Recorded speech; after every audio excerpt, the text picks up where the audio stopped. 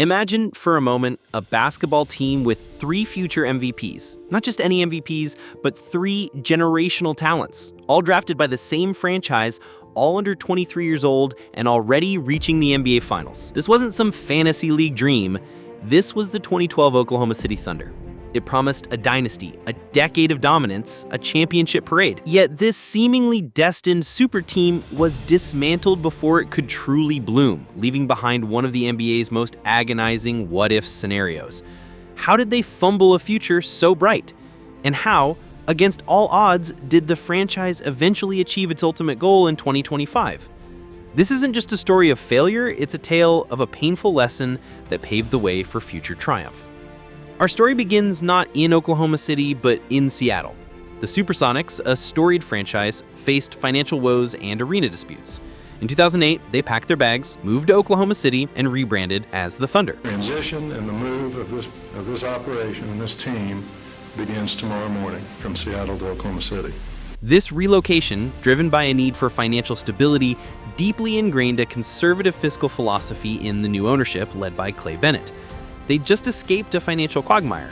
They weren't about to dive headfirst into another one. Then came the magic. Kevin Durant in 2007, Russell Westbrook in 2008, and James Harden in 2009. A trio of raw, explosive talent. Under coach Scott Brooks, they didn't just develop, they accelerated. As KD himself put it on the Mind the Game podcast with LeBron James, they sped up the timeline. He was averaging 30 at 21, Russ was an all-star at 22, and Harden was the 6th man of the year at 22. They were ahead of schedule, perhaps even ahead of their own organization's readiness. This rapid ascent culminated in the 2012 NBA Finals. A team so young, Durant and Westbrook 23, Harden 22, battling LeBron's Miami Heat.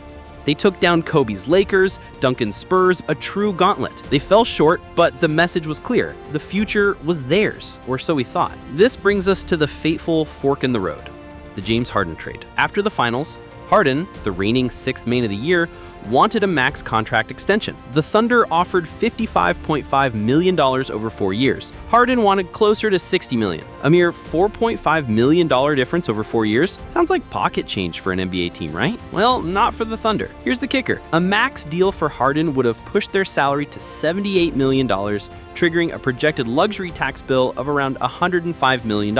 And the Thunder ownership, fresh off their Seattle financial struggles, was simply unwilling to stomach that sum. General manager Sam Presti, a man now revered for his asset-hoarding genius, was in a remarkably difficult situation. He had a choice: pay Harden and incur a massive tax, or trade him. He chose the latter, opting for organizational sustainability. Harden's take?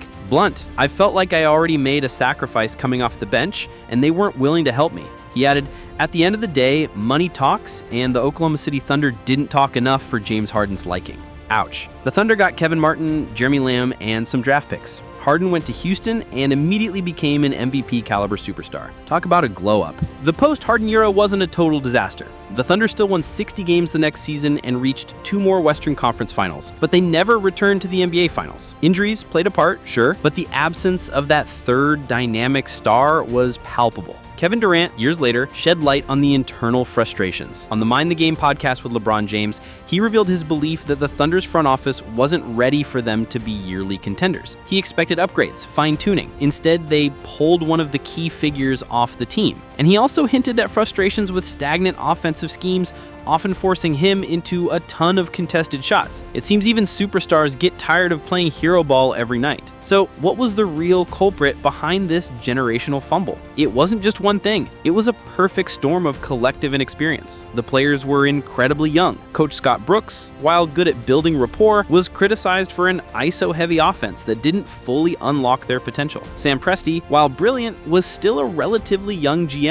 making high-stakes decisions under immense pressure. It was like trying to build a rocket ship with a team that had never built a go-kart. Russell Westbrook, the last man standing, bore the brunt of it. Publicly, he remained pragmatic, stating he'd figure it out and can't control what other people do. Even after after Durant left, he focused on what's next. His loyalty to OKC is legendary, making him eternally loved and revered by the fans. But his post-Thunder career, marked by struggles to adapt to new teams, highlights the immense burden he carried trying to compensate for the organizational fumble. Sometimes, loyalty comes with a heavy price. But here's where the narrative takes a turn. The story of the Thunder isn't just about what was lost, it's about what was learned. After Durant and Westbrook eventually departed, Sam Presti embarked on a patient, asset-driven rebuild. He turned the Paul George trade into a massive haul of draft picks and a future superstar in Shai Gilgeous-Alexander. Presti, once questioned for the Harden trade, is now lauded for his brilliant trading and ability to pull amazing trades out of the thin air. Talk about a redemption arc. And then, in a powerful, almost poetic twist, the Oklahoma City Thunder achieved their ultimate goal. In 2025, they won their first NBA title, defeating the Indiana Pacers in a thrilling Game 7. Shai Gilgeous-Alexander was named Finals MVP,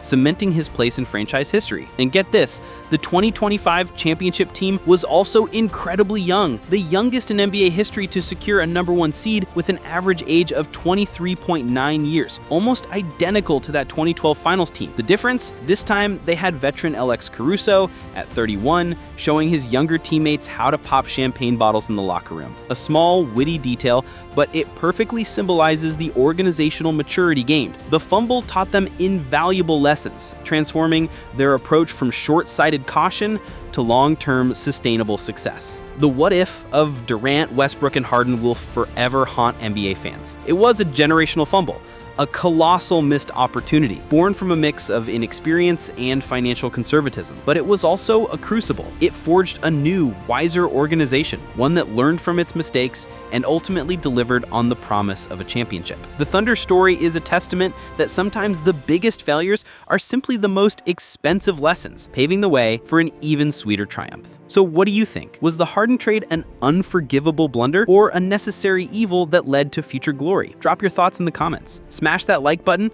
if you believe in second chances, and subscribe for more deep dives into the biggest moments in sports. And remember, stars don't just light up the game, they carry it. Until next time, peace.